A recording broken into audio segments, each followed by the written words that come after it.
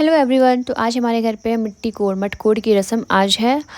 तो ये रस्म 2 या 3 दिन शादी से पहले सबके घरों पे होती है। तो मिट्टी कोड़ का मतलब ये नहीं कि बहुत सारे मिट्टी कोड़ेंगे, वो आपको आगे पता चलेगा कि मिट्टी कैसे कोड़ी जाती है, मतलब थोड़ी सी कोड़ी जाती है।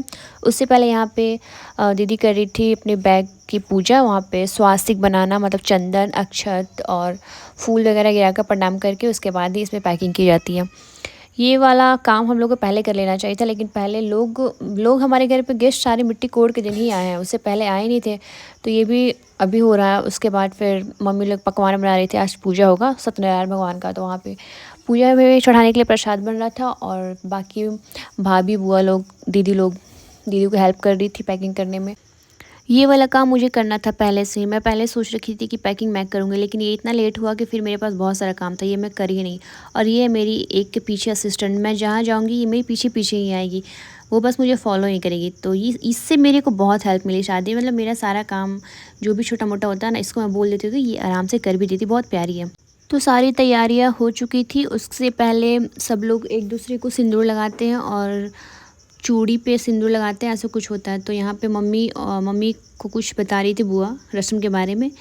तो मम्मी पता नहीं क्या अपने साड़ी में चावल को रख ली थी और ये कोई पूजा होने वाला था। हाँ, यहाँ पे ना आते हैं चमार, आते हैं घर पे जो ढोलक बजाते हैं। तो हमारे यहाँ मिले ही नहीं, मतलब मिल ही नहीं रहते यहाँ पे।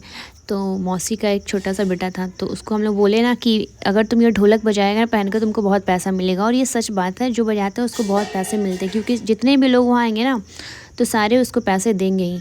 तो बेचारा पैसे के लालच में आकर वो मतलब ढोलक बजाने के लिए वो रेडी हो गया।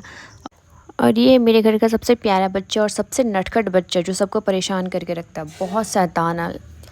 और फिर ये है वो छोटा सा बच्चा जिसको हम लोग पैसे की लालच में इसको क्या बोले, मतलब बना दिया जो बनाना था इसको।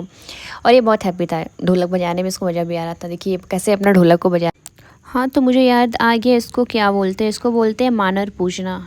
जो ढोलक होता है ना उसका पूजा किया जाता है। तो फिर ये रस्म मम्मी स्टार्ट की। पता नहीं ऐसा बहुत सारा ऐसा रस्म होता है जो पता नहीं होता, लेकिन अच्छा लगता है। बिना ये सब रस्मों की शादी में मज़ा ही नहीं आता है, तभी तो लोग पहले से आते हैं। सारी रस्में के बहाने ही लोग बहुत दिनों के बाद मिलते हैं और मुझे बहुत अच्छा लगता है। मतलब जितनी भी रस्म होती है ना, मैं बहुत इन्जॉय करती हूँ, लेकिन ये वाले में मैं नहीं कर रही हूँ क्योंकि क्या बोलूँ, मैं इतनी बिजी थी कि सब लोग तो चले गए इस रस्म के लिए। मैं रेडी नहीं हुई, देखूँ मैं कैसे ऐसे नाइट ड्रेस में घूम रही हूँ। मेरे को तो लेना देना ही नहीं रस्म से, मुझे बस काम से मतलब था। ये काम वो काम, इतना सारा काम था। तो ये है हमारी भाभी जी, जो अब इनकी बारी थी मानर पूजने की।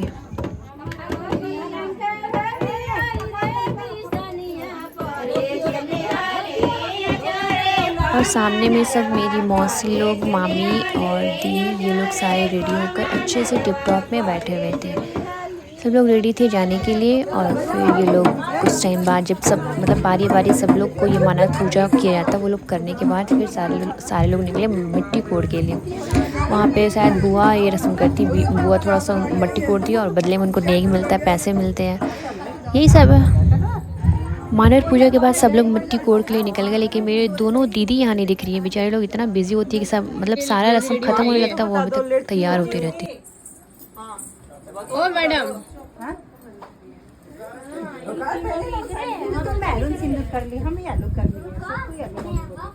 जल्दी जल्दी जल्दी जल्दी। तो ये दोनों मेरी दीदी है और फिर ये सबसे लास्ट में ये लोग गई। तो मैं अब ब्लॉग को करती हूँ ख़त्म। अब मिलेंगे नेक्स्ट ब्लॉग में। Bye bye. पैसा ले लियो ना, पैसा लियो ना। Bye bye. भैया चलो सब रखते हैं।